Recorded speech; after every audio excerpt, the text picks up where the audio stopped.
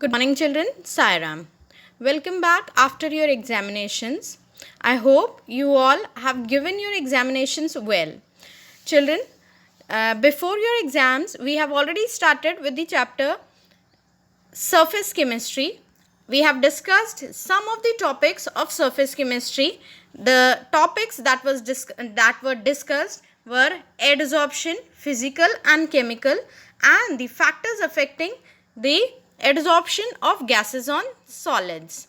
Now children, from your syllabus, the topic that is catalysis have been removed. This topic catalysis have been removed from the chapter.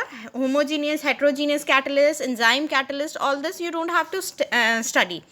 Now today we are starting with the colloidal state, and today we'll be discussing the distinction between true solution, colloidal solution and suspension. After that, we will study about the classification of colloids as lyophilic and lyophobic. The next classification, that is based on the particles, is multimolecular, macromolecular and associated types of colloids. After that, we have to discuss the characteristics of colloidal solution, which include Tyndall effect, Brovin movement, electrophoresis, coagulation, and this topic types, emulsions and its types have also been removed. So, I am starting with the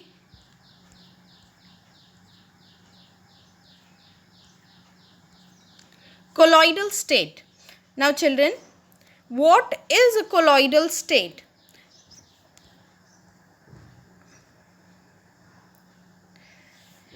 See, the substance such as starch, glue, gelatin, which cannot pass through the parchment paper or parchment membrane, these are called colloids. But colloid is not actually a substance. It is only a state of a substance and depends upon the molecular size. If we talk about the solutions, there are generally three types of solutions: true solutions, suspensions and colloidal solution. What are true solution? True solutions are the homogeneous mixture. Homogeneous, what is the meaning of the word homogeneous? Homogeneous means if the solute is mixed in the solvent, then the quantity of solute will be same throughout the solvent. That means in the lower portion, the solute will not be more in concentration. It will be equal in lower portion of the container as well as the upper portion of the container. Now, true solutions are homogeneous mixtures, or you can say homogeneous solutions, which contain small solute particles dispersed throughout the solvent. That means the dispersion is in same quantity. They are throughout the solvent, and here the size of the solute particles is less than 1 nanometer. The size of solute particle is less than 1 nanometer.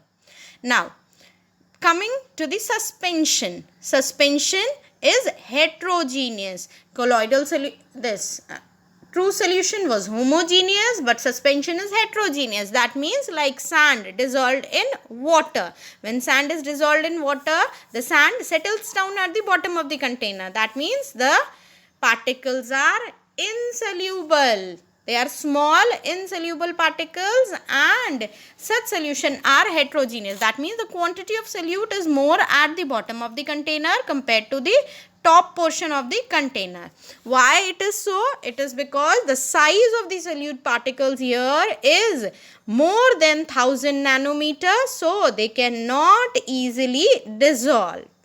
Now, the most important one is the colloidal solution, about which we are studying. Now, what are colloidal solution? They are the heterogeneous solutions again. They appear to be homogeneous, but actually they are heterogeneous, and they have the particle size ranging from 1 nanometer to 1000 nanometer. That means the size of particle is intermediate between the true solution and the suspension. So, these are your colloidal solution. Now, we can say in the colloidal solution, as in case of a solution, there are two components, solute and solvent. Similarly, in case of colloidal solution also, there are two components, dispersed phase and dispersion medium. You can simply say dispersed phase is that component which is present in small proportion like the solute. So, you can say solute is your dispersed phase and dispersion medium is your solvent. That substance which is present in more quantity is your solvent. So, when we are talking about colloidal solution, will not use the word solute and solvent. Instead, will use the word dispersed phase and dispersion medium. For solute, we'll say dispersed phase, and for solvent, we'll use the word dispersion medium. Now, coming to the classification of colloids. See, the classification of colloids we have to study on three different grounds. The first classification is based on the physical state of dispersed phase and dispersion medium. Actually, the syllabus is not showing this, that the this on the physical basis of physical state, but actually it is an important part, so we are doing. The second classification is based on the interaction between dispersed phase and dispersion medium. That means the interaction between the solute and the solvent. And the third classification is based on types of particles of dispersed phase. Now, coming to the first classification. The first classification is based on,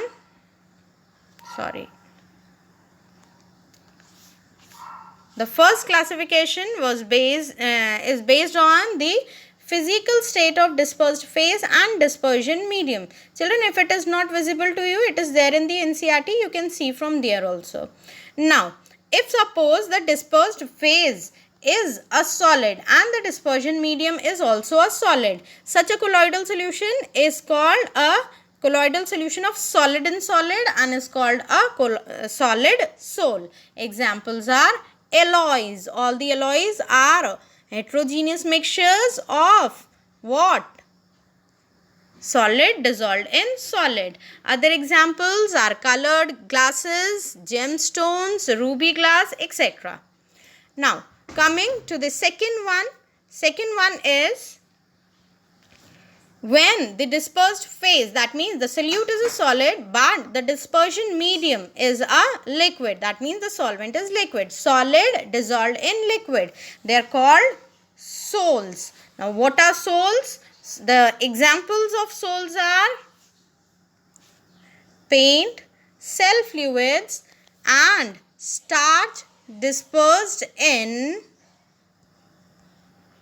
water. Another example is gold sol.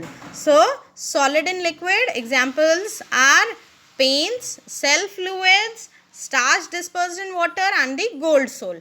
Now, the third type of colloidal solution on the basis of physical state is solid dispersed in gas. They are called aerosol. Example is smoke, dust and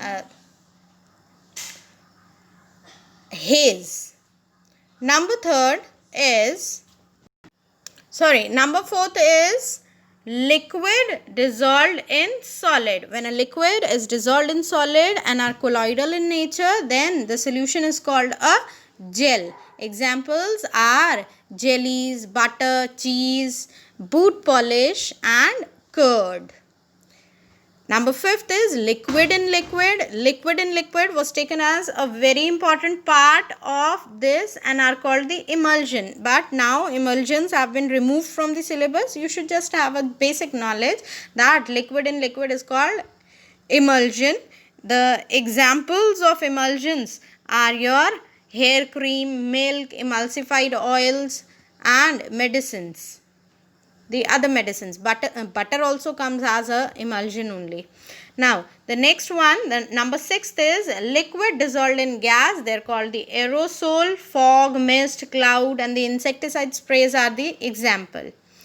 The seventh type of colloidal solution is gas dissolved in solid. It is called the solid sol. Example is pumic stone. That stone which has small holes in it. It is found in the seas and the oceans. Next example is gas dissolved in liquid. It is called a foam. Any foam, the soap leather, froth, white cream, and soda water is also one of the example. Now this is excluded from the topic. Next is the classification based on interaction between dispersed phase and dispersion medium. Now see, on the basis of interaction between dispersed phase and dispersion medium, two types of colloids are there, lyophilic and lyophobic. Now from the word philic, you all know loving. Here the dispersed phase shows great affinity for the dispersion medium. That means it is medium loving. That means the solute wants to dissolve itself in the solution. These type of solutions are easily formed. These colloidal solutions, they are easily formed and are reversible in nature. Once they are formed, they can be separated also, and they are very easy. They do not coagulate easily. Examples are gums, gelatin, protein, rubber, etc. So what are lyophilic? You have to remember the word philic. Philic, as you were learning, hydrophilic and hydrophobic part of the soap molecule. Similarly, here is lyophilic. That means the dispersed phase shows great affinity for the dispersion medium. They both love each other and want to dissolve in each other. Now, the next type. Now, the second type based on the nature of interaction between dispersed phase and dispersion medium is lyophobic. Now, phobic. What is the meaning of word phobic? That means hating. So, here you can say that there is no affinity between the particles of dispersed phase and dispersion medium. That means the dispersed phase, the solute, does not want to dissolve in the dispersion medium. That is the solution and solvent. And in order to form the colloidal solution, we need to add a stabilizing agent, nor the colloidal solution will not be formed. And they are irreversible. Once they are formed, we cannot separate them easily. Examples are the hydroxides of iron. Other examples are also there. You have to learn the hydroxide of iron, FeOH whole thrice. That is ferric hydroxide is one of the example of lyophilic sol. Now we have done the classification that is based on interaction between dispersed phase and dispersion medium. On the basis of that, we have lyophilic and lyophobic colloids. Now the next classification is based on the particles of dispersed phase and dispersion medium. Now children, on the basis of particles of dispersed phase and dispersion medium, we have multimolecular, macromolecular and associated colloids. In the syllabus, it is not showing the associated colloids in the CBSE syllabus, but still we can discuss because it is one of the part of this. Now, see, what are multimolecular colloids? When on dissolution, atoms or smaller molecules of substance aggregate together to form particles of colloidal dimensions. The particles thus formed are called multimolecular colloids. That means when small particles are there, but when they are mixed together, they combine together, they aggregate together and form particles which are in the colloidal range. That means the diameter of the particles is from 1 nm to 1000 nm. Such sols are called multimolecular colloids. That means they are smaller than colloids, but many molecules combine together and form colloidal particles. Example is the gold sol, sulfur sol. Now here the particles are held together by the van der Waals forces. This is van der Waals forces. Now children, this 1 mark question came many times in the exam, that what are the binding forces in multimolecular colloids. So you have to remember, it is very important that the binding forces here are van der Waals forces. Now coming to macromolecular colloids. What are macromolecular colloids? These are already there in the colloidal range. Macro means big. Molecules are the molecules. That means they are the big size molecule which on dissolution form in the solution they form the dispersed phase. When the dissolution is done in the dispersed phase, then the particles having the colloidal range, they are already having the colloidal range, they form the colloidal solution. Example, in naturally occurring, you can say the examples are the starch, cellulose, proteins and enzymes, and in artificial you can say the examples are nylon, polythene, polystyrene, etc. Now what are polythene and polystyrene and nylon? We'll learn in the last chapter, the second last one, that is the polymers.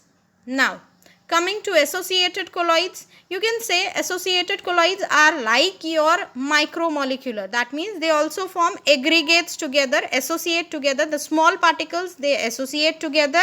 But here two important conditions are there, CMC and Kraft temperature. Now see what happens. These are the substance which on dissolution in medium behave as normal strong electrolyte at low concentration. But when the concentration is above critical missile concentration and temperature is above the Kraft's temperature, they behave as colloidal particles. Examples are the missils. What are missils now? Missils are the soap molecules. Now you all must be remembering that diagram in which there is a spot of grease on a paper, on a piece of cloth, and the particles of the soap, they arrange themselves around the grease spot like this, and this structure is called a missile. This is the hydrophobic part of this one is the hydrophobic part, that is the tail part, and the head part is the hydrophilic part of the soap molecule.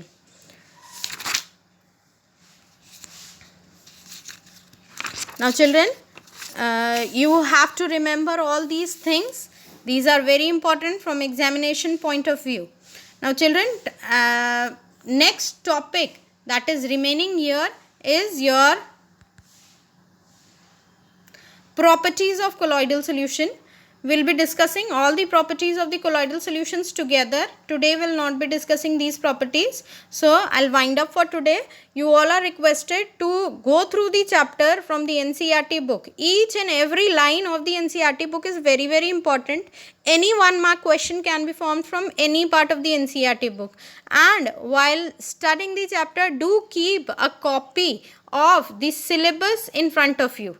Because in the book many things are given, but as the year is going on this year, the much portion of the syllabus has been reduced. So do see the syllabus while studying. Now properties of colloidal solution is one of the topic left in the chapter. We'll do this in the next presentation. Along with that, we'll be solving some of the important questions also. You all are requested to kindly copy down the notes from the slides. Thank you. Sai Ram.